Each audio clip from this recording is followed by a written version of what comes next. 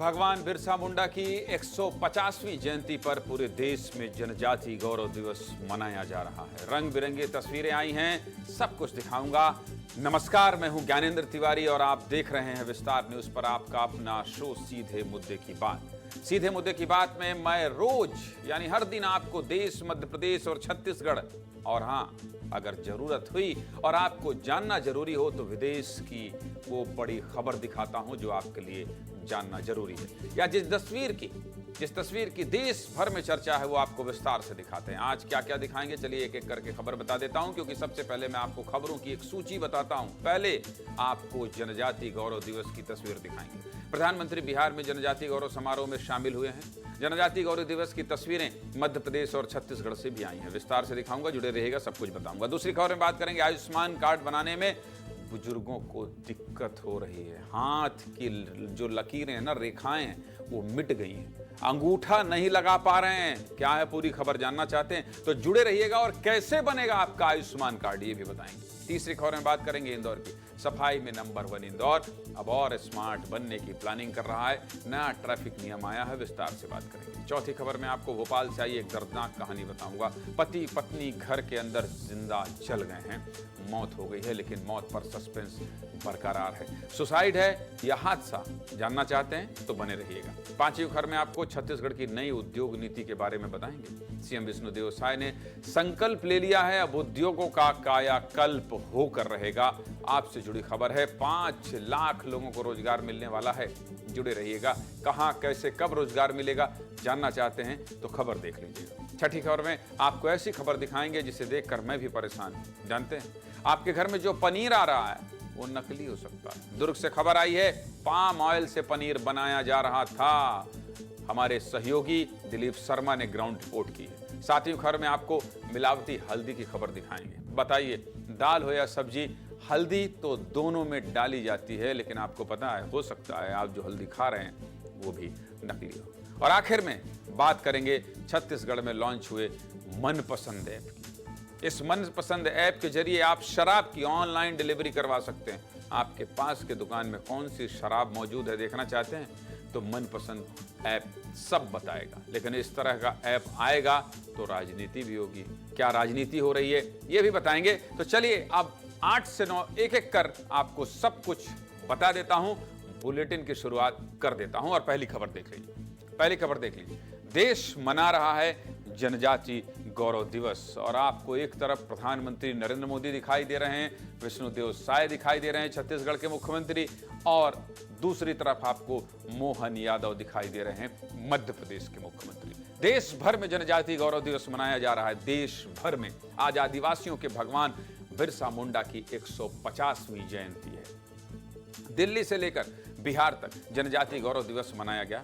मध्य प्रदेश से लेकर छत्तीसगढ़ तक जनजाति समाज का गौरव गान किया गया। आज बहुत बड़ा दिन है, भगवान बिरसा मुंडा की 150वीं जयंती है। प्रधानमंत्री नरेंद्र मोदी इस मौके पर बिहार के जमुई पहुंचे। प्रधानमंत्री ने इस मौके पर 150 रुपए का सिक्का और 5 रुपए का स्मारक डाक टिकट भी जारी किया। दिल्ली में गृह मंत्री अमित शाह ने सरायकाले खां चौक का नाम बिरसा मुंडा के नाम पर रखा है। इधर मध्य प्रदेश में भी सीएम डॉक्टर मोहन यादव की मौजूदगी में जनजाति गौरव समारोह का भव्य आयोजन किया गया है। छत्तीसगढ़ के मुख्यमंत्री विष्णुदेव साय ने भी प्रदेश में जनजातियों के सम्मान में आयोजित कार्यक्रम में हिस्सा लिया है। दिल्ली से लेकर बिहार तक, एमपी से लेकर छत्तीसगढ़ तक जनजाति गौरव सम्मान की आई तस्वीरों पर पहले एक रिपोर्ट आपको दिखाऊंगा, क्योंकि जब आप रिपोर्ट देखेंगे तो आपकी जो जिज्ञासा है वो साफ होगी और जिज्ञासा खत्म होगी कि आखिर रिपोर्ट में इतना कुछ बता दिया है तो आगे क्या बताने वाले हैं। पहले तस्वीरों को देखिए, इसके बाद आगे बात करें।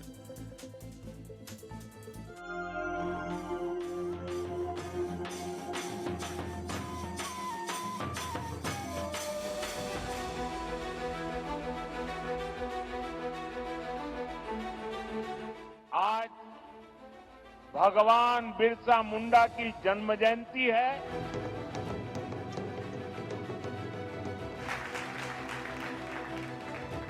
आज से लेकर अगली 15 नवंबर तक ये पूरा वर्ष आदिवासी गौरव दिन के रूप में मनाया जाएगा।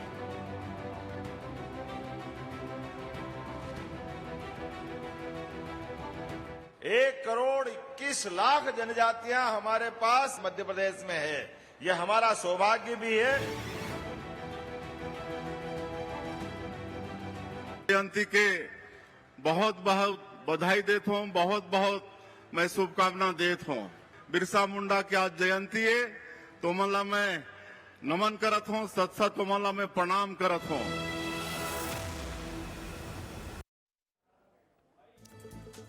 अब शुरुआत प्रधानमंत्री की तस्वीरों से करते हैं। प्रधानमंत्री बिहार के जमुई में भगवान बिरसा मुंडा की 150वीं जयंती पर जनजाति गौरव दिवस कार्यक्रम में शामिल हुए।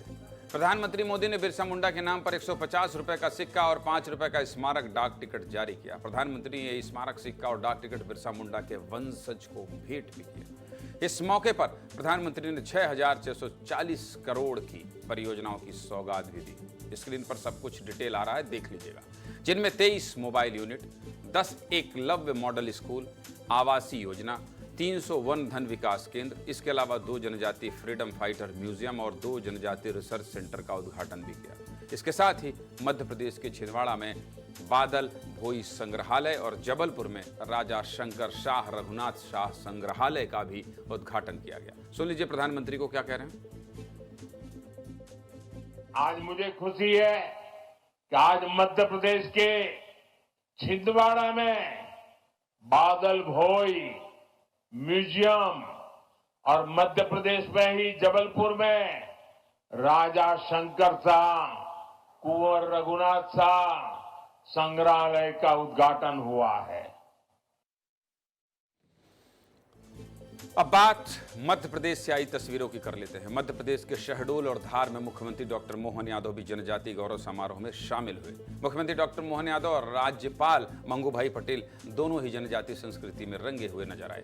इस मौके पर शहडोल पहुंचे सीएम डॉक्टर मोहन यादव ने करीब 68 करोड़ के विकास कार्यों का लोकार्पण भी किया है। कितने का?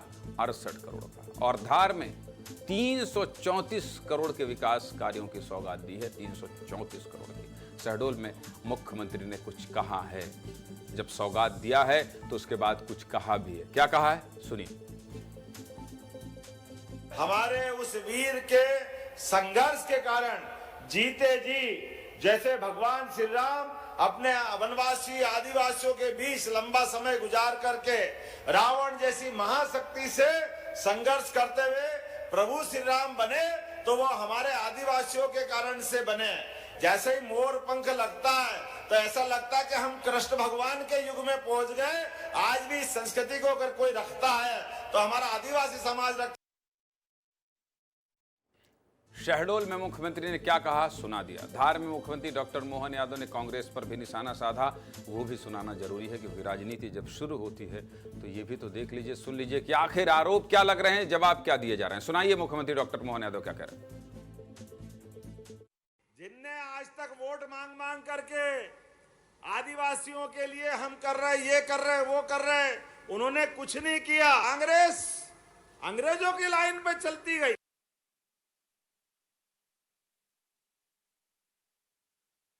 जिनने आज तक वोट मांग मांग करके आदिवासियों के लिए हम कर रहे, ये कर रहे, वो कर रहे, उन्होंने कुछ नहीं किया। अंग्रेजों की लाइन पे चलती गई।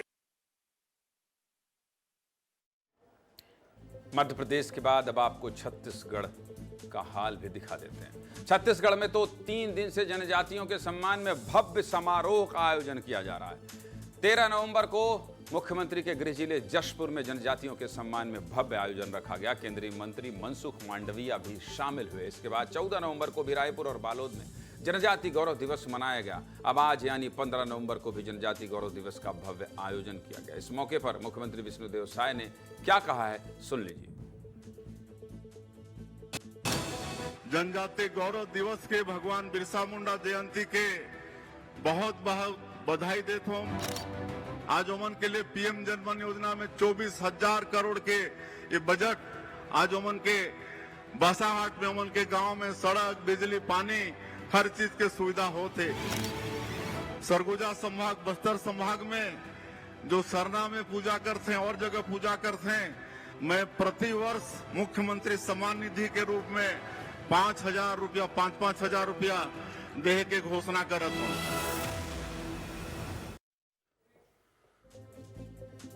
जनजातीय समुदाय के लोगों के लिए, जनजातियों के लिए देश में, मध्य प्रदेश में और छत्तीसगढ़ में कितना सोचा जा रहा है और कितनी विकास की योजनाओं की सौगात दी जा रही है, आपने सब कुछ देख लिया। प्रधानमंत्री दिल्ली में, मध्य प्रदेश में 2-2 जिलों में कौन, माफ कीजिएगा, प्रधानमंत्री बिहार में, मुख्यमंत्री धार और शहडोल में मध्य प्रदेश के, और यहां तो जसपुर से शुरू हुआ सौगातों का सिलसिला राजधानी रायपुर तक पहुंच गया है। तो कुल मिलाकर जनजातियों के लिए ये जो सप्ताह चल रहा है ये बहुत ज्यादा सौगात लेकर आया है। चलिए आगे बढ़ते हैं और अगली खबर क्या है वो दिखा देते हैं आपको। अगली खबर, आयुष्मान कार्ड बनवाना है, हाथ की लकीरें मिट गई हैं। किनकी? ये जो आपको बुजुर्ग दिख रहे हैं ना, इनको समस्या हो रही है, और इनकी समस्या यानी आपके अपने चैनल की समस्या, यानी मेरी समस्या, यानी हमारी समस्या। प्रधानमंत्री नरेंद्र मोदी के जनहितकारी विजन की वजह से भारत में एक महत्वपूर्ण योजना चल रही है। योजना का नाम है प्रधानमंत्री जन आरोग्य योजना। बहुत अच्छी योजना है। इस योजना के तहत आयुष्मान कार्ड बनाए जाते हैं, लेकिन दिक्कत कहाँ आ रही है? दिक्कत कहाँ आ रही है? अगर आपके पास आयुष्मान कार्ड है तो आप हर साल 5 लाख तक का मुफ्त इलाज करा सकते हैं। इस योजना के तहत आयुष्मान कार्ड बनाने के मामले में मध्य प्रदेश पूरे देश में नंबर 1 है भाई साहब। नंबर 1 पर है मध्य प्रदेश, क्योंकि एमपी इकलौता ऐसा राज्य है जहां अब तक 2 लाख से ज्यादा बुजुर्गों के आयुष्मान कार्ड बनाए जा चुके हैं। लेकिन जानकारी के अभाव में अब भी कुछ लोगों के कार्ड नहीं बन पा रहे हैं। तो आज इस पूरी समस्या और इसके समाधान पर विस्तार से बात होगी। चलिए देख लीजिए रिपोर्ट और सब कुछ सीख लीजिए। अब आपको ये बता ही दिया है कि सबसे ज्यादा आयुष्मान कार्ड मध्य प्रदेश में बने हैं, तो कुछ जगहों पर एक व्यवहारिक समस्या भी आ रही है। समस्या का कारण जानकारी का अभाव भी है, लेकिन कोई भी समस्या छोटी या बड़ी नहीं होती, समस्या होती है। अगर एक भी बुजुर्ग को जरूरत है और उसका आयुष्मान कार्ड नहीं बन रहा है तो ये आपको सुनने में छोटी समस्या लग सकती है, लेकिन जिसका कार्ड नहीं बना है ये उसके लिए जीवन की सबसे बड़ी समस्या है। और उम्र जब 70 साल की हो तो समस्या और भी पहाड़ जैसी हो जाती है, और इसीलिए हम इस खबर पर इतने विस्तार से बात कर रहे हैं। आयुष्मान कार्ड योजना के तहत जिन बुजुर्गों का कार्ड बनना है उसमें सबसे बड़ी समस्या ये आ रही है कि जिन बुजुर्गों की उम्र ज्यादा हो चुकी है उनके हाथों में अब रेखाएं मिटने लगी हैं। आप समझ रहे हैं? आप लोगों ने भी घरों में दादी नानी के हाथ देखे होंगे। जब वो ज्यादा बुजुर्ग हो जाते हैं तो उनकी स्किन सिकुड़ जाती है, जिससे हाथ की रेखाएं भी मिट जाती हैं। बस यही समस्या आप कार्ड ना बन पाने की वजह बन रही है, और इतना बारीक विस्तार न्यूज ही पकड़ सकता है। अब क्योंकि आयुष्मान कार्ड को आधार कार्ड से कनेक्ट करना होता है, इसलिए फिंगरप्रिंट की जरूरत होती है, और अब फिंगरप्रिंट ही मिट चुके हों तो कार्ड बनेगा कैसे? बस इसी खबर पर मध्य प्रदेश और छत्तीसगढ़ के कुछ साथी पड़ताल करने निकले और आयुष्मान कार्ड बनाने वाले सेंटर पहुंचे। सबसे पहले जबलपुर से मेरे सहयोगी दुर्गेश साहू की ये रिपोर्ट देखिए, आपको मदद भी मिलेगी और समस्या का पता भी चलेगा। देखिए दुर्गेश की एक ग्राउंड रिपोर्ट। 70 साल से ऊपर के बुजुर्गों को आयुष्मान कार्ड बनाने में सबसे बड़ी समस्या आ रही है आधार कार्ड अपडेट। इसलिए हम पहुंचे हैं आधार कार्ड अपडेट केंद्र में, जहां पर हमें कुछ बुजुर्ग मिले जिनके साथ ये समस्या आई और वो यहां पर अपना आधार कार्ड अपडेट कराने आए हैं। आधार कार्ड अभी तक बना नहीं था, इसलिए नहीं बन पाया था कि इनका अंगूठा कहीं आ नहीं रहा था। इसके पहले भी बहुत ट्राई किया, पनागर भी गए। आयुष कार्ड अब ये नया सिस्टम आया, नई योजना के तहत आयुष्मान बनाना है। तो देखिए अम्मा का इस समय अभी ये देख सकते हैं आप, जो उंगलियां हैं बहुत ही चुकी। कितनी उम्र है अम्मा? कितनी उम्र बताएं? 75 साल उम्र है आपकी। बिल्कुल देखिए ये बुजुर्ग, ये अमूमन क्या होता है कि जब उम्र बढ़ती है इंसान की तो इस तरह की समस्या उसके शरीर में आ जाती हैं, और ये जो फिंगरप्रिंट होते हैं ये इनमें इस तरह से ये होता है। ये देखिए ये बहुत हाथ जो है चिकने हो जाते हैं, तो ये जो लकीरें होती हैं अंगूठे की उंगलियों की वो नहीं आती हैं और आइरस की समस्या आती है। समस्या आ रही है वो आधार कार्ड में नंबर ये नहीं है, फ़ोन नंबर नहीं है, उनका फिंगर सही नहीं आ रहा, आंखों का वो परेशानी हो रही। कितनी बार आधार कार्ड? आधार कार्ड 3 बार हो चुका कलेक्शन। कितनी उम्र हो गई? 95। आयुष्मान कार्ड बना अब तक? नहीं जी, कुछ भी नहीं बना। तो उम्मीद है कि आधार कार्ड बन जाएगा तो शायद। 3 साल कम है 100 साल में। 100 साल में 3 साल कम है, यानी कि 97 साल के हो गए। हाँ। देखिए इस उम्र में भी वो यहाँ पर आधार कार्ड बनवाने आए हैं। हाथ बताइए आपका दादा। ये देखिए, ये स्थिति है इनके हाथों की।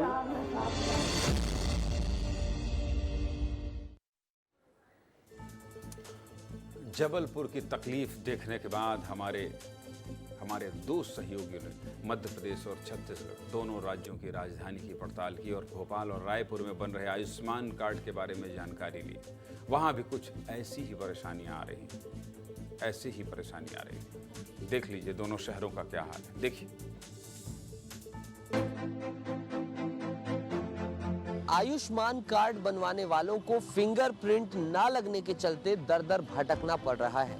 रायपुर के मेकाहारा अस्पताल में मैं हूं और जिस आप परिवार को देख रहे हैं ये वैसा ही परिवार है। ये लोग भी कतारों में सुबह से लग कर कल से लेकर आज तक परेशान हुए हैं और अभी भी इनका आयुष्मान कार्ड नहीं बन पा रहा है। 5 बजे यहाँ आया तो बोला अभी तो बंद हो गया है, बोला कि 9 बजे आना।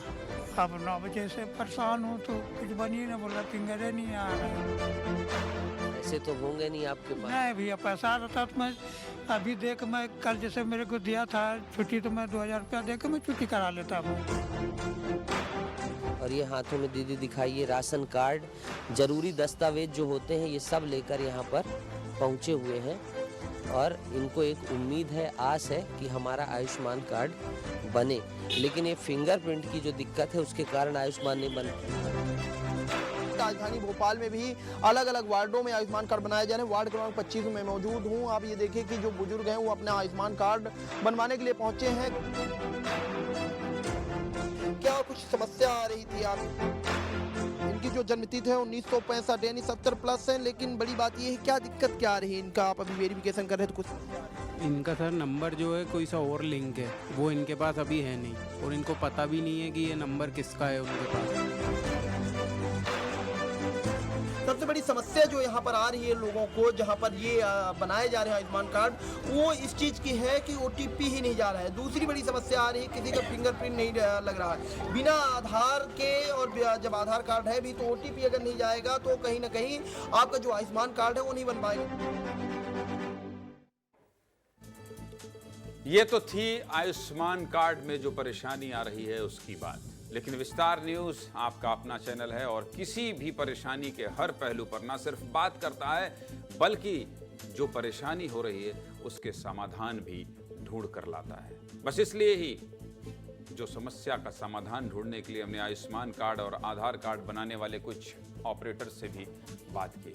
उन्होंने क्या कहा है, क्यों ये परेशानी हो रही है और कैसे समाधान होगा, सुन लीजिए। इनकी समस्या ये है कि इनके आधार कार्ड में नंबर रजिस्टर्ड नहीं है और इनका फिंगरप्रिंट से हो नहीं रहा है। तो दूसरा ऑप्शन है इनका नंबर रजिस्टर्ड करके OTP से हम काम कर सकते हैं। तीसरा ऑप्शन है इनका आंखों से लेके कर सकते हैं। मतलब मल्टीपल ऑप्शन है, आप जिससे चाहें आप उससे अपडेट कर। ऑप्शन है, तरीका है, लोग थोड़े से जागरूक हो जाए तो काम आसान। हाँ, लोग इन्होंने जैसा अभी लिया तो आपका वो फिंगरप्रिंट तो नहीं आया? फिंगरप्रिंट नहीं आया तो मैंने इनका आंखों से कर दिया और नंबर रजिस्टर्ड कर दिया। इसमें जो सबसे पहली प्रॉब्लम आती है वो यही आती है कि उनका आधार नंबर लिंक है या नहीं लिंक है। तो कुछ लोगों का नहीं लिंक होता है तो उनको ये प्रॉब्लम का सामना करना पड़ता है। कई लोगों का लिंक होता है बट उनको ये नहीं पता होता कि उनका मोबाइल नंबर कहाँ पे है, कौन सा नंबर लिंक है। OTP का ही मेन रोल है और OTP ही नहीं होने की वजह से उनका ये प्रॉब्लम का सामना करना पड़ रहा है। चलिए अब आपको ये बता देता हूं कि अगर आप अपना आयुष्मान कार्ड बनवाना चाहते हैं तो कैसे बनवाएं। देख लीजिए स्क्रीन, सब कुछ दिखा देता हूं। आयुष्मान कार्ड बनवाने के लिए आयुष्मान ऐप डाउनलोड करें या राष्ट्रीय स्वास्थ्य प्राधिकरण की ऑफिशियल वेबसाइट पर जाएं। यूजर लॉगिन बनाने के लिए अपना मोबाइल नंबर डालें और फोन पर आए OTP को दर्ज करें। इसके बाद अपना नाम और आधार नंबर डालकर पात्रता चेक करें। यदि आप पात्र हैं, मतलब कि आयुष्मान कार्ड बनाने के लिए एलिजिबल हैं, तो eKYC सत्यापित करें। सभी प्रकार की जानकारी भरने के बाद मोबाइल से फोटो खींचकर अपलोड करें। कहीं देखने की जरूरत नहीं है, इस रिपोर्ट को देख लीजिएगा। कैसे बनाना है आधार कार्ड बता दे रहे हैं। इसके बाद सत्यापन होगा। सत्यापन होने के बाद आपका आयुष्मान कार्ड बनकर तैयार हो जाएगा। आप समझ गए? पूरी प्रक्रिया बता रहा हूं। सीधे मुद्दे की बात यह है कि जिसको भी जरूरत हो सबका आयुष्मान कार्ड बनना चाहिए। प्रधानमंत्री मोदी का ये सपना है कि सब स्वस्थ रहें और जब सब स्वस्थ रहेंगे तो देश स्वस्थ रहेगा। और जब देश स्वस्थ रहेगा तो सब मस्त रहेंगे। समस्या का समाधान के लिए रास्ता निकलना चाहिए। चलिए, आपकी खबर थी, आपसे जुड़ी खबर थी, इसलिए बताना विस्तार से जरूरी था। चलिए आगे बढ़ते हैं और अगली खबर कौन सी है देख लीजिए। इंदौर कह रहा है मैं बहुत स्मार्ट हूं। ठीक है, चलिए बता देता हूं। इंदौर कह रहा है कि मैं बहुत स्मार्ट हूं। और क्यों स्मार्ट हूं? देश के सबसे स्वच्छ शहर इंदौर की एक बहुत अच्छी स्टोरी दिखाई थी हमने, जिसमें आपको दिखाया था कि इंदौर के जनप्रतिनिधि और अधिकारी साफ सफाई को लेकर बहुत सतर्क हैं, बहुत सतर्क। आज भी इंदौर से एक तस्वीर आई है। साफ सफाई के साथ इंदौर में ट्रैफिक नियमों को लेकर भी कड़े नियम बन गए हैं। अगर आप ट्रैफिक नियमों को तोड़ेंगे, सड़क सुरक्षा को लेकर लापरवाही बरतेंगे तो अगले चौराहे पर तुरंत जेब से पैसा देना होगा। मध्य प्रदेश के इंदौर में नया नियम लागू किया गया है। आपको बताना इसलिए जरूरी है क्योंकि आपके जेब से कहीं पैसा ना निकल जाए। तस्वीर देखिए। पहली तस्वीर में ट्रैफिक पुलिस के लोग सीसीटीवी कैमरे में उन लोगों को स्पॉट कर रहे हैं जो लोग ट्रैफिक नियमों को तोड़ रहे हैं। और दूसरी तस्वीर में आप देख रहे हैं कि अगले चौराहे पर मौजूद ट्रैफिक पुलिस के जवान ट्रैफिक नियमों को तोड़ने वाले इन्हीं लोगों का चालान काट रहे हैं। क्या है पूरा मामला? कैसे काट लेते हैं, कैसे पकड़ लेते हैं, कैसे देख लेते हैं, समझ लीजिए। लोगों को ट्रैफिक सिग्नल तोड़ने से रोकने के लिए इंदौर की ट्रैफिक पुलिस ने नया नियम निकाला है। ट्रैफिक नियम तोड़ने वाले लोगों की red light violence detector camera के जरिए फोटो ली जाएगी और ट्रैफिक मैनेजमेंट सिस्टम के माध्यम से ये फोटो अगले चौराहे पर खड़े ट्रैफिक पुलिस के जवानों को भेज दी जाएगी। ITMS कंट्रोल रूम से भेजे गए फोटो के जरिए अगले चौराहे पर मौजूद ट्रैफिक पुलिस के जवान इस वाहन को रोक रहे हैं और फिर तुरंत उसका चालान काट रहे हैं और 500 रुपए जमा करा रहे हैं। इसको लेकर क्या कह रहे हैं additional police commissioner Amit Singh, सुन लीजिए। जो हमारा ITMS का सिस्टम है जिसमें हम वायलेशन के लिए चालानी कार्रवाई करते हैं, हम इसको थोड़ा सा एडवांस कर रहे हैं क्योंकि अभी तक जो हमारा फीडबैक है, एक्सपीरियंस है कि ITMS से जो चालानी कार्रवाई होती है उसमें जो रिकवरी परसेंट है वो बहुत कम है। तो अभी हमने कल से ये निर्णय लिया है कि तत्काल जैसे ही जनरेट होता है, चालान जनरेट होता है, दूसरे चौराहे पे उस बंदे को जिसने वायलेशन किया है उसे रोका जाए और वहीं पे उसे सम्मन शुल्क वसूला जाए, ताकि निश्चित तौर पे एक मैसेज भी जाएगा कि किसी भी कीमत पर अब वायलेटर्स जो हैं वो उनको नहीं छोड़ा जाएगा, उनके खिलाफ कार्रवाई की जाएगी और निश्चित तौर पर इसका प्रभाव और लोगों पर रहेगा। ये नियम लागू करने वाला इंदौर पहला शहर बन गया है। इससे पहले सिग्नल तोड़ने वाले लोगों के घर चालान भेजा जाता था और चालान जमा करने की तारीख दी जाती थी, लेकिन 15% से भी कम लोग अपना चालान जमा करते थे, जिसके बाद इंदौर ट्रैफिक पुलिस के अधिकारियों ने प्लानिंग करके ये नया नियम निकाला है।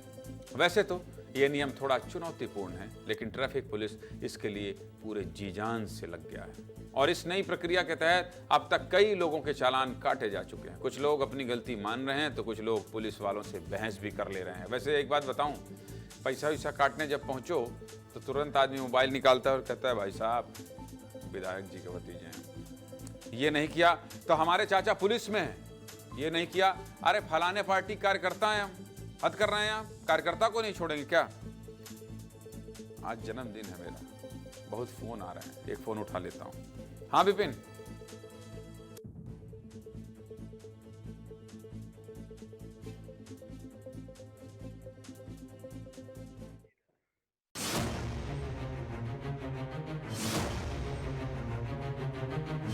सिंगल मैंने क्रॉस कर दिया, उससे मेरी फोटो खींच गई है मेरी गाड़ी की और उसके चक्कर में मेरे को 500 रुपये का चालान भरना पड़ रहा है। इंदौर में अब ट्रैफिक सिग्नल तोड़ना आसान नहीं रहेगा, क्योंकि जिस चौराहे पर आप ट्रैफिक सिग्नल तोड़ेंगे उसके अगले ही चौराहे पर ट्रैफिक पुलिस आपको पकड़ लेगी। थोड़ा चुनौतीपूर्ण तो है, लेकिन अब पुलिस को चुनौतियों का सामना तो करना पड़ता है यातायात व्यवस्था को दुरुस्त करने के लिए।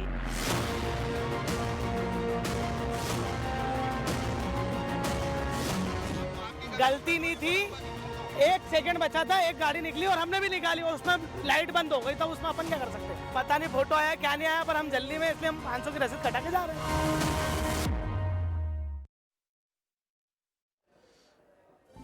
बहुत बढ़िया गुरु। कोई किसी को फोन करवाए पैसा जरूर लेना है, किसी के रिश्तेदार विधायक मंत्री हो पैसा निकलवा लेना है। वैसे मैंने भी ये सब किया है लेकिन अब नहीं करता हूं। बहुत शानदार काम कर रही है इंदौर ट्रैफिक पुलिस। भारत में रोड एक्सीडेंट के मामले में मध्य प्रदेश दूसरे नंबर पर है। चाचा काका भतीजा की सिफारिश मानेंगे तो हादसे और आएंगे, बिल्कुल नहीं मानना। ऐसे में ट्रैफिक पुलिस को इस तरह की सख्ती की जरूरत है ताकि सड़क सुरक्षा को लेकर लोग जागरूक हो और सड़क दुर्घटनाओं में कमी आए। चलिए आगे बढ़ते हैं और अगली खबर क्या है भाई? अगली खबर क्या है? भोपाल में जिंदा जले पति पत्नी सुसाइड या हादसा। अरे ये तो बहुत गंभीर खबर है। मध्य प्रदेश की राजधानी भोपाल से गुरुवार की सुबह दर्दनाक खबर सामने आई है। एक पति पत्नी जिंदा जलकर उनकी जान चली गई है जिंदा जलने की वजह से। न सिर्फ पति पत्नी जिंदा जल गए हैं बल्कि घर का पूरा सामान भी जल गया है। घटना कैसे हुई है पुलिस इसकी जांच कर रही है, लेकिन एक दंपत्ति का जिंदा जल जाना कोई सामान्य घटना नहीं है। पूरी खबर विस्तार से बताऊंगा, देख लीजिए। पूरी घटना भोपाल के मिसरोद थाना क्षेत्र जाट खेड़ी की है, जहां के रहने वाले सतीश बिराड़े और उनकी पत्नी रात को सोए थे लेकिन सुबह जाग नहीं पाए। गुरुवार को सुबह जब पड़ोसियों ने सतीश के कमरे से धुआं उठता देखा तो पुलिस और फायर ब्रिगेड को सूचना दी। फायर ब्रिगेड ने आग पर काबू पाया लेकिन तब तक पति पत्नी पूरी तरह से जल चुके थे। पुलिस को आशंका है कि सतीश और उसकी पत्नी ने आग लगाकर सुसाइड किया है, लेकिन घटना की जांच हादसे के एंगल से भी की जा रही है। ये तस्वीर देखिए तस्वीरें हादसे के तुरंत बाद की हैं। आग इतनी जबरदस्त थी कि दोनों पति पत्नी पूरी तरह से जल गए और डेड बॉडी के नार पर केवल हड्डियों के टुकड़े बचे थे। हालात इतने खराब थे कि पुलिस को शरीर के बचे हुए टुकड़े पोटली में बांध कर ले जाने पड़े। पति और पत्नी को कपड़े की 2 अलग अलग पोटलियों में बांधकर पुलिस जांच के लिए ले गई। पुलिस इस बात की भी जांच कर रही है कि बिस्तर के पास ऐसी कौन सी वस्तु थी जिससे कि आग फैल गई। वैसे ये घटना उतनी सामान्य नहीं है जितनी लग रही है। आसपास के लोगों से बात करने पर पता चलता है कि सतीश और आम्रपाली की शादी को 3 साल बीत चुके हैं, लेकिन दोनों की अब तक कोई संतान नहीं है। बस इसी बात पर दोनों के बीच विवाद होता रहता था और कई दिनों से बातचीत भी बंद थी। बस इसलिए पुलिस को आत्महत्या की आशंका है। जहां पति पत्नी जले उस जगह से हमारी ग्राउंड रिपोर्ट देखी।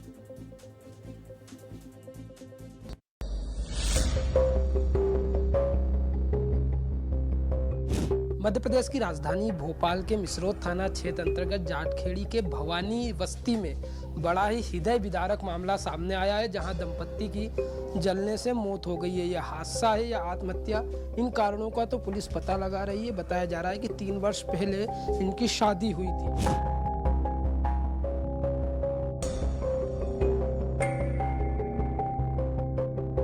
आप ये तस्वीरें जब देखेंगे तो कई लोग यहाँ पर मौजूद भी हैं। इन्हीं से जानेंगे कि सर कब से ये लोग यहाँ पे रह रहे थे, कोई जानकारी? हाँ, हुआ रहेगा 6-7 साल।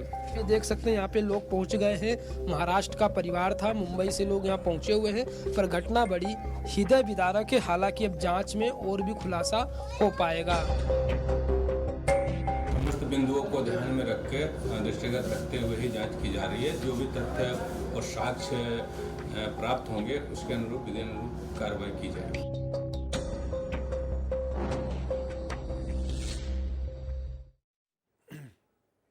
सीधे मुद्दे की बात यह है कि घटना के पीछे कारण चाहे जो भी हो, लेकिन पुलिस को जांच करके सही वजह पता लगानी चाहिए। सुसाइड साजिश या हादसा, आखिर पता तो चले कि ये सब हुआ कैसे। चलिए आगे बढ़ते हैं और अगली खबर क्या है? सीएम साय का संकल्प उद्योगों का कायाकल्प। कल मैं भी था उस आयोजन में। कल मैं भी वहां मौजूद था जब उद्योग नीति जो नई बनी है 2024-30 वो लॉन्च हो रही थी। छत्तीसगढ़ के आर्थिक विकास को रफ्तार देने के लिए नई औद्योगिक नीति लॉन्च हो गई। बधाई हो छत्तीसगढ़, खूब बधाई। मुख्यमंत्री विष्णुदेव साय के नेतृत्व में छत्तीसगढ़ नई औद्योगिक नीति 2024-30 की लॉन्चिंग कर दी गई है। इस मौके पर रायपुर में भव्य आयोजन किया गया। इस कार्यक्रम में पूरे प्रदेश से बड़े बड़े उद्योगपति शामिल हुए। मैं खुद उस कार्यक्रम में मौजूद रहा। मुख्यमंत्री विष्णुदेव साय ने संकल्प ले लिया है कि अब छत्तीसगढ़ का कायाकल्प करके रहेंगे। सीएम साय के विकसित छत्तीसगढ़ के विजन पर पहले ये रिपोर्ट देख लीजिए, इसके बाद आगे विस्तार से बात करेंगे। पहले रिपोर्ट देखिए।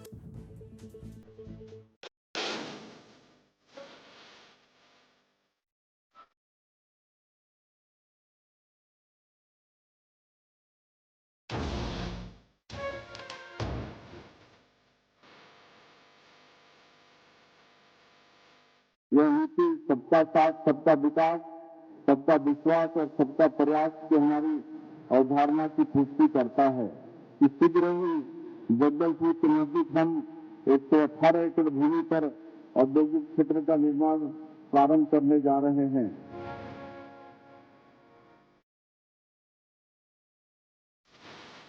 हमने नई नीति में पर्यावरण संबंधी चिंताओं का भी ध्यान रखा है। राज्य में पर्यटन में स्वास्थ्य जैसी सुविधाओं में निवेश को भी प्रोत्साहित करने का निर्णय लिया है।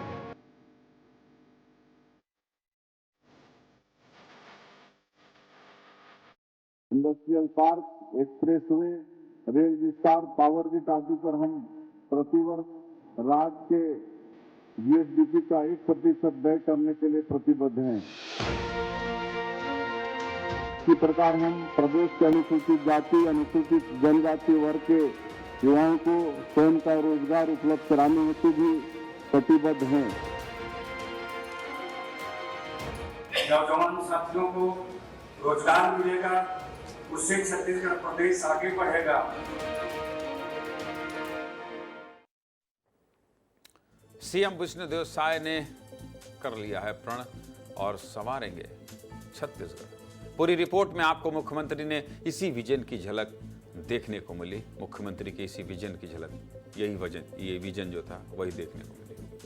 अब आपको विस्तार से बता देता हूं इस नई औद्योगिक नीति में क्या खास है, वो भी जान लीजिए, देख लीजिए अपने टीवी स्क्रीन को और सब कुछ विस्तार से समझ लीजिए। छत्तीसगढ़ नई औद्योगिक नीति 2024-30 1 नवंबर 2024 से 31 मार्च 2030 तक लागू रहेगी। इस नई नीति के तहत सरकार का लक्ष्य है कि 5 साल में 5 लाख नए रोजगार दिए जाएंगे। नई औद्योगिक नीति में बस्तर में 118 एकड़ में औद्योगिक क्षेत्र बनाने का संकल्प भी सरकार ने लिया है। जगदलपुर के नजदीक लगभग 118 एकड़ भूमि पर औद्योगिक क्षेत्र का निर्माण प्रारंभ करने की योजना है। इसके साथ ही सरकार स्वास्थ्य के क्षेत्र में भी क्रांतिकारी कदम उठाने जा रही है। सरकार का लक्ष्य है प्रदेश को देश का हेल्थ हब बनाया जाए। इसके अलावा पूर्व के न्यूनतम 20 एकड़ जमीन के स्थान पर अब 15 एकड़ जमीन पर निजी क्षेत्र में औद्योगिक पार्क की स्थापना की अनुमति देने का निर्णय भी लिया गया है। मतलब अब आपके पास कम से कम 15 एकड़ जमीन भी रहेगी तो आप औद्योगिक पार्क की स्थापना कर सकते हैं। इस नई नीति के बाद छत्तीसगढ़ देश में पहला राज्य जिसने युवा अग्निवीरों और नक्सल पीड़ित परिवारों को स्वयं के रोजगार धंधे स्थापित करने पर विशेष अनुदान और छूट का प्रावधान किया है। मतलब आप समझ रहे हैं, नक्सल पीड़ित जो लोग हैं वो उद्योग खोल सकते हैं। इसके साथ ही उद्योगों को बढ़ावा देने के लिए 1000 से ज्यादा रोजगार देने वालों को ज्यादा सब्सिडी देगी कौन? सरकार। अनुसूचित जाति, अनुसूचित जनजाति वर्ग, अग्निवीरों, नक्सल पीड़ित परिवारों को उद्योग लगाने के लिए विशेष प्रोत्साहन देने का ऐलान किया गया है। इन वर्ग के उद्यमियों को मात्र 1 रुपए, सोचिए 1 रुपए प्रति एकड़ की दर पर औद्योगिक क्षेत्रों में भूमि देने का ऐलान सरकार ने किया है। सोचिए 1 रुपए में 1 एकड़ जमीन दी जाएगी, मतलब 50 एकड़ जमीन मात्र 50 रुपए में मिल जाएगी। माफ कीजिएगा, चाय कॉफी का ढक्कन है। इस नई नीति पर छत्तीसगढ़ के युवा क्या सोच रहे हैं, सुनना चाहते हैं? सुन लीजिए। ठीक है, वैसे तो सरकार जो हमारे गरीबों के लिए कुछ अच्छा ही सोच रहे हैं। जब ज़्यादा इंडस्ट्री वगैरह होगी तो फिर महिलाएं आएंगे ही इसमें काम करने के लिए, तो उनके लिए भी अच्छा अपॉर्चुनिटी है ये। बहुत सारी चीज़ों में छत्तीसगढ़ वासियों को लाभ मिलेगा, जैसे रोजगार मिल जाएंगी। छत्तीसगढ़ को बहुत लाभ होने वाला है इससे, क्योंकि यहाँ तक अभी ये सब चीज़ें काफ़ी नई हैं, बहुत पीछे है इस मामले में। तो अभी अगर ऐसा होता है तो बहुत ज़्यादा बढ़ावा मिलने वाला है। छत्तीसगढ़ के युवाओं को बाहर जाने की ज़रूरत नहीं पड़ेगी, इनके युवाओं को काफ़ी रोजगार यहीं मिलना लगेगा अच्छा खासा। ये युवा ही छत्तीसगढ़ के भविष्य हैं, इसलिए इनको भी सुनना जरूरी था।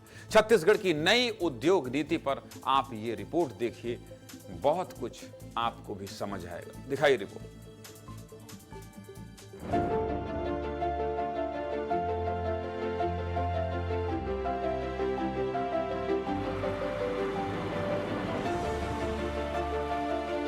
छत्तीसगढ़ विकास की नई इबारत लिखने की तैयारी कर रहा है।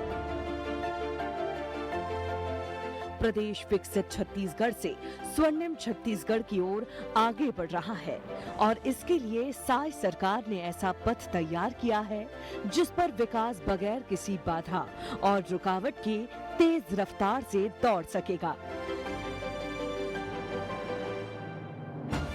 छत्तीसगढ़ की नई औद्योगिक नीति इस सपने को साकार करने में मील का पत्थर साबित होगी, जिसमें उद्योगों का विकास है, युवाओं की चिंता है, महिलाओं और हर वर्ग के लोगों की फिक्र है।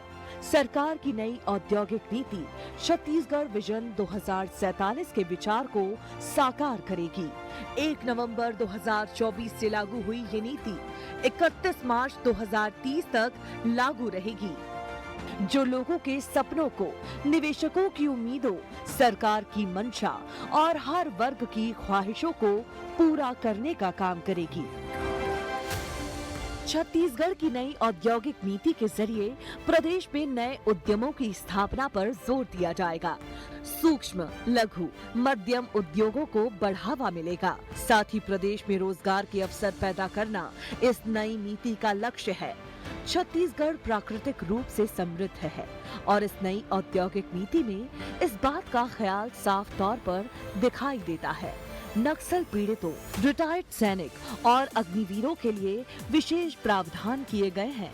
साथ ही इस नीति के जरिए युवाओं को अपना व्यवसाय शुरू कर आत्मनिर्भर बनाने के लिए उद्यमिता क्रांति योजना का प्रावधान किया गया है। वहीं दूसरी तरफ सरकार की मंशा रोजगार सृजन की भी है, ताकि अब छत्तीसगढ़ के युवाओं को रोजगार के लिए बाहर जाने की जरूरत न पड़े।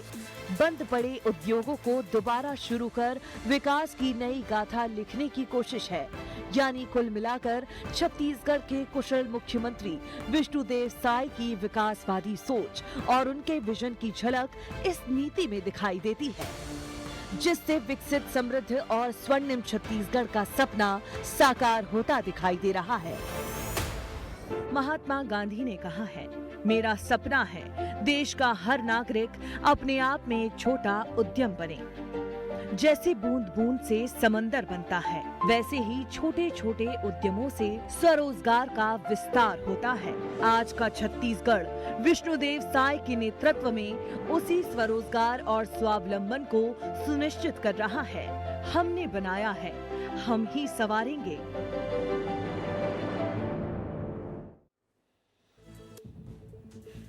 बहुत बहुत बधाई हो छत्तीसगढ़। नए उद्योग लगेंगे तो खूब नौकरियां भी मिलेंगी। नौकरी मिलेगी, 5 लाख लोगों को रोजगार मिलेगा, तो आप घर में पैसे आने वाले हैं, आपके घर में ही पैसे आने वाले हैं। इसलिए पूरी खबर को बता रहा था। और हाँ, औद्योगिक नीति में किस तरह के बदलाव हो रहे हैं और इससे क्या फर्क पड़ेगा और किस तरह से उद्योगपति आपके लिए नौकरियों का सृजन करेंगे, ये सब भी मैं आपको बीच बीच में बताता रहूंगा। 24 से 30 के बीच में, मतलब उद्योग नीति से आपको क्या लाभ मिल रहा है, कैसे लाभ मिल सकता है और कैसे आप सिंगल विंडो, मतलब आप समझ रहे हैं, सिंगल विंडो से आप कैसे उद्योग लगा सकते हैं, ये सब भी जानकारी मैं आपको बताता रहूंगा, समझाता रहूंगा, क्योंकि ये पूरी खबर आपसे, उद्योग से, नौकरियों से, आपके जेब के पैसे से जुड़ी है। चलिए आगे बढ़ते हैं। और अगली खबर क्या? आप भी मिलावट वाली हल्दी खा रहे हैं क्या? हल्दी में भ्रष्टाचार। खबर बहुत हैरान करने वाली है। बताइए, हल्दी न डालो तो सफेद रहता है, कहते हैं व्रत वाला खाना है क्या भैया? सफेद सफेद इसमें कुछ हल्दी वल्दी नहीं है। हल्दी की कितना महत्व है सोचिए आप। हल्दी डाल दो, थोड़ा सा पीला आ जाए। और कहीं कहीं तो हमारे इधर तो हल्दी चावल और घी खाते हैं त्योहारों में। जब मान लीजिए किसी के यहाँ कोई जन्म होता है तो जो छठी बरहू होता है उसमें हल्दी चावल खाते हैं, नियम रिवाज है। शादी में हल्दी लगाई जाती है। बताइए, अब शादी में अगर मिलावट वाली हल्दी मिला देंगे तो बढ़िया से शादी ही नहीं होगी, पति पत्नी का झगड़ा होगा। इसलिए हल्दी के साथ भ्रष्टाचार नहीं करना। हल्दी को हल्के मत लीजिएगा। खबर बहुत हैरान करने वाली है, परेशान करने वाली है। सावधान हो जाइए, आपके खाने से मिलावट है, खाने में मिलावट है। बहुत बड़ा खुलासा हुआ है, सुनकर चौंक जाएंगे। बड़े स्तर पर आपके सेहत के साथ खिलवाड़ हो रहा है। क्या है पूरा मामला, विस्तार से जानना चाहते हैं तो चलिए शुरू करते हैं और खबर बता देते हैं। भारत में बनने वाले हर व्यंजन में हल्दी डाली जाती है। दाल, सब्जी, पकौड़ों से लेकर वेज और नॉन वेज, और मैंने बताया ना कि शादियों में कितना महत्व है, इस तरह के खाने वाले आइटम में हल्दी का प्रयोग होता है। लेकिन भारत में बिकने वाली हल्दी को लेकर बड़ा दावा किया गया है। भारत में बिकने वाली हल्दी में बड़ी मात्रा में सीसा मिला है, यानी कि हम आप हल्दी वाला जो कुछ भी खाते हैं उसमें सीसा होता है। क्यों कह रहा हूं ऐसा? ग्राफिक्स के जरिए इसको भी समझ लीजिए, स्क्रीन ध्यान से देख लीजिए। Science of the total environment में प्रकाशित रिपोर्ट के मुताबिक भारत के पटना और पाकिस्तान के कराची और पेशावर में बिकने वाली हल्दी में बड़ी मात्रा में लेड यानी कि सीसा पाया गया है। हल्दी में लेड की मात्रा FSSAI द्वारा निर्धारित मात्रा से बहुत ज्यादा है। FSSAI ने हल्दी के 1 ग्राम पर 10 माइक्रोग्राम लेड की मात्रा निर्धारित की है, लेकिन पटना से मिले सैंपल में निर्धारित मात्रा से 200 गुना ज्यादा लेड पाया गया है। 200 गुना ज्यादा लेड। इसके साथ ही गुवाहाटी और चेन्नई में भी हल्दी के सैंपल में बड़ी मात्रा में लेड मिला है। इस रिपोर्ट के मुताबिक लीड क्रोमेट के रूप में यह सीसा पाया गया है, जो ज्यादातर पेंट, प्लास्टिक, रबर और सिरेमिक कोटिंग में प्रयोग होता है। आगे बात करेंगे, लेकिन पहले मेरे सहयोगी नीतीश गर्ग लाए हैं। नीतीश गर्ग बहुत ध्यान से बनाते हैं कोई भी रिपोर्ट, इन्वेस्टिगेशन बहुत तगड़ा होता है, इसलिए मैं ठहर गया।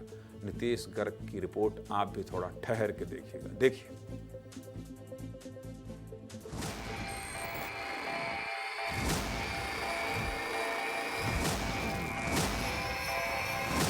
देश भर में जो हल्दी को लेकर रिपोर्ट आई है उससे सभी लोग चिंतित हैं, परेशान हैं।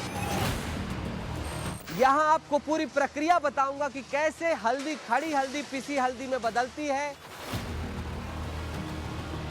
ये हल्दी खेतों से आती है। हमारी 3 स्टेज में क्लीनिंग है। ये जो इम्प्योरिटीज निकल रही है हल्दी से, वो देखिए धागे जितने हैं सब खेतों से है, तो ये सब चीजें निकलती हैं। उसके बाद डायरेक्ट ये हल्दी चले जाएगी ग्राइंडिंग में। ऊपर जो ये बड़े बड़े दिखाई दे रहे होंगे, ये नीले नीले आपको ये बड़े बड़े कंटेनर्स, यहाँ पे हल्दी घूमती है और घूमने के बाद जो इसमें अशुद्धियाँ होती हैं वो यहाँ नीचे गिर जाती हैं। जो मिट्टी की अशुद्धि थी, इस बेल्ट के जरिए हल्दी यहाँ पर पहुंची है। बिना हैंड टच के हल्दी आ गई ग्राइंडिंग पे। इसके बाद हल्दी डबल सीविंग होगा हल्दी का। ये सीव होके हल्दी वापस ऊपर कंटेनर में जाएगी।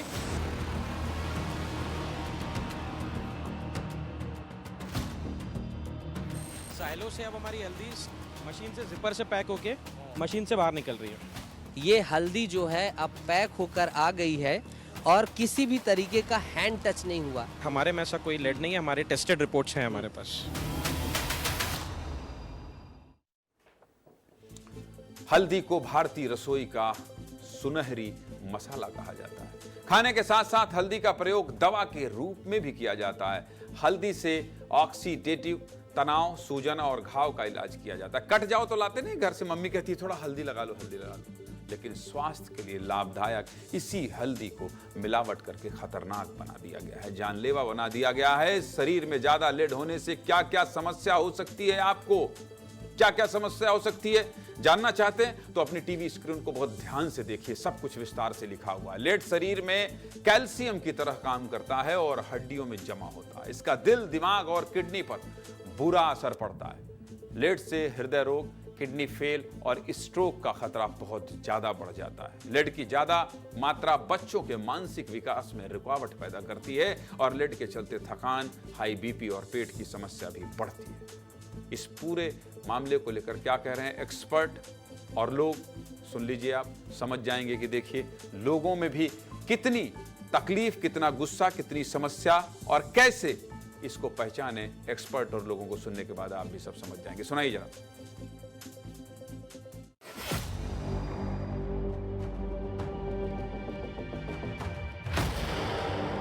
हो सकता है तभी मिलावट होगी, तभी कलर का फर्क आता है। सिर्फ हल्दी नहीं और भी चीज़ें हैं, अनाज और उसमें क्या क्या मिला रहे हैं लोग, उन सब चीज़ का जांच होना चाहिए गवर्नमेंट की तरफ से।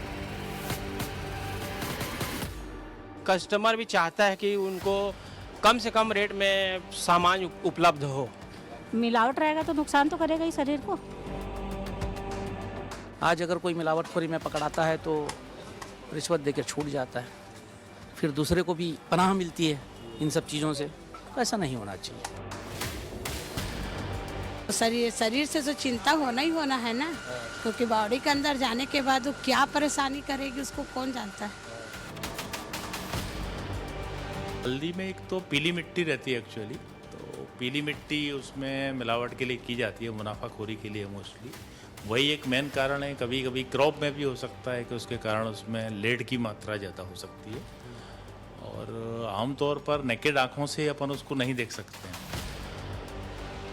हैवी मेटल जो हैं किसी भी प्रकार की फेलियर की स्थिति ला सकते हैं। हल्दी के अलावा दूसरे मेटल भी हों हल्दी में तो ये होता है, और परीक्षण करने के बाद ही ऐसी चीज़ें बाज़ार में आए तो ज़्यादा अच्छा है।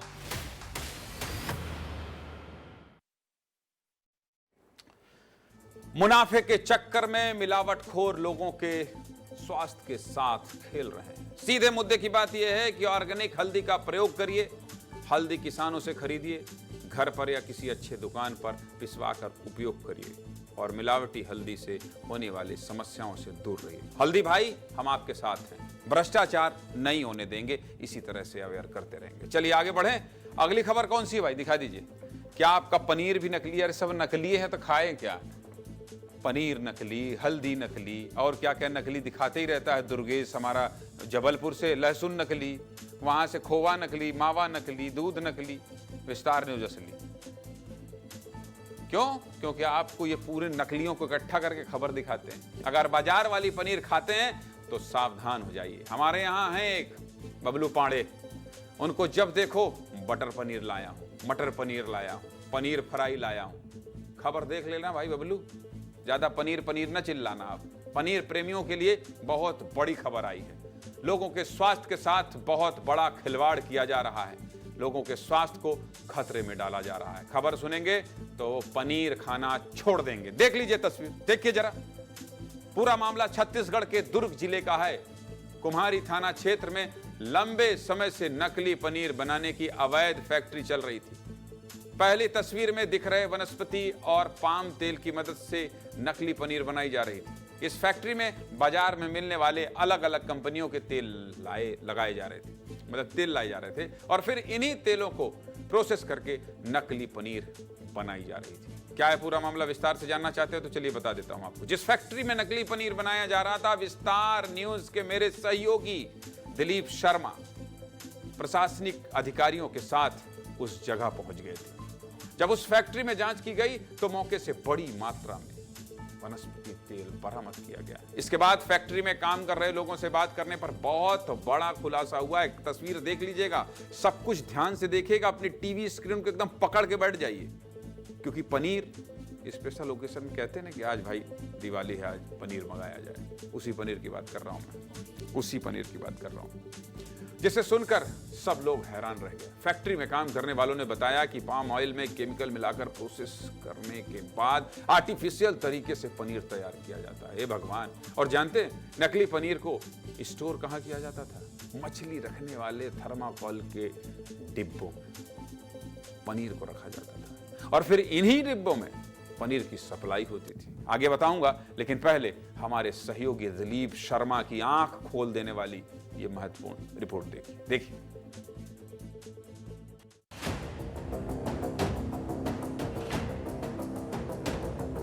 अगर आप ये सोच रहे हैं कि आप जो पनीर खा रहे हैं और वो शुद्ध है, शुद्ध देसी गाय का दूध का है, तो आप धोखे में हैं। इसी पाम ऑयल को उसमें डाला जा रहा है, पनीर बनाया जा रहा है। कितनी गंदगी, आप गंदगी को भी देखिए, किस तरह से गंदगी फैली है, कीचड़ है, ये नाली है। पैकेट में पनीर को भरा जाता है, रखा जाता है, जबकि ये मछली रखने वाला पैकेट है, जो मछली बेचते हैं वो लोग रखते हैं। क्या क्या मिला? तेल डालते हैं, डालडा डालते हैं, और इंसेक्ट पाउडर।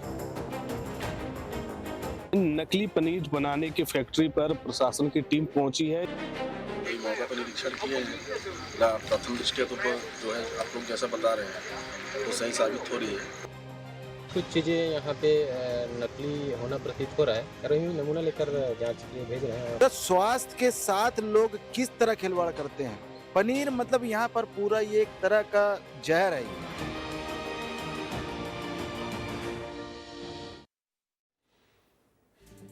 लंबे समय से यहां नकली पनीर बन रहा था, लेकिन किसी को भनक तक नहीं लगी। ये प्रशासन की बहुत बड़ी लापरवाही है। लेकिन इस मामले में दुर्ग सांसद विजय बघेल ने बहुत बढ़िया कदम उठाया है। सांसद जी बहुत बढ़िया, उन्होंने मामले में कड़ी कार्रवाई के निर्देश देते हुए पत्रकार साथियों का साथ दिया, जिसके चलते पूरे मामले का खुलासा हुआ। क्या कह रहे हैं दुर्ग सांसद विजय बघेल, सुनाना जरूरी है, सुन लीजिए।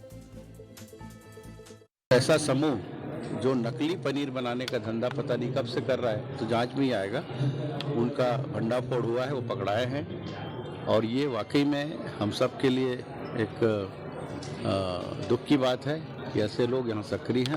उस पर कड़ी से कड़ी कार्रवाई हो, और जो फूड सेफ्टी डिपार्टमेंट है उनकी शिथिलता अब बर्दाश्त नहीं की जाएगी। वो तन्मयता से इसके लिए लगे रहे, सक्रियता से लगे रहे, और ऐसे लोगों को निगरानी रखें। फिलहाल इस फैक्ट्री को सील कर दिया गया है और पनीर के सैंपल जांच के लिए भेजे गए हैं। नकली पनीर स्वास्थ्य के लिए बहुत खतरनाक है। आप अपने टीवी स्क्रीन में सब कुछ देख लीजिए क्यों खतरनाक है। नकली पनीर खाने के चलते आपके किडनी और लीवर को नुकसान पहुंच सकता है। बताइए, हल्दियों किडनी लीवर तक पहुंचा था, पनीर भी पहुंच गया है। किडनी लीवर ना हो गया मतलब समझ रहे हैं। इसकी वजह से पेट दर्द, डायरिया और उल्टी की समस्या हो सकती है। साथ ही एलर्जी का खतरा भी बढ़ सकता है। मार्केट में पनीर की डिमांड बहुत ज्यादा है और नकली पनीर बनाने के मामले लगातार सामने आ रहे हैं। ये खबर आपके सेहत से जुड़ी हुई है, आपके स्वास्थ्य से जुड़ी है, और विस्तार न्यूज आपकी फिक्र करता है। इसलिए सीधे मुद्दे की बात में इस खबर को दिखा दिया ताकि आप भी खाने पीने की नकली चीजों से सतर्क रहिए। समझ रहे हैं आप? और हाँ, ठीक कहा कि अगर नकली पनीर में नकली हल्दी मिल गया तो सोच लीजिए स्वाद असली कभी नहीं आ सकता। एक नंबर दिखाऊंगा, ये नंबर 8282824982। भाई साहब देखिए, ऐसा है, अपनी खबर भेजना है। अब आपकी शादी नहीं हो रही, आप पूछ रहे हैं समस्या का समाधान कर दीजिए, शादी कैसे होगी? अरे विस्तार न्यूज कैसे बताएगा कि आपकी शादी कैसे होगी? जमीन लेना है, पैसा नहीं है, मदद कर दीजिए, हमारे पास थोड़ी पैसा है। ऐसी खबर नहीं भेजिए। आप बताइए कि प्रशासन से क्या मदद चाहिए, उस खबर को भेज दीजिए, हम आपकी पूरी मदद करेंगे। फिलहाल मुझे मेरी टीम को इजाजत दीजिए, बाकी खबरों के लिए आप बने रहिए विस्तार न्यूज के साथ। नमस्कार।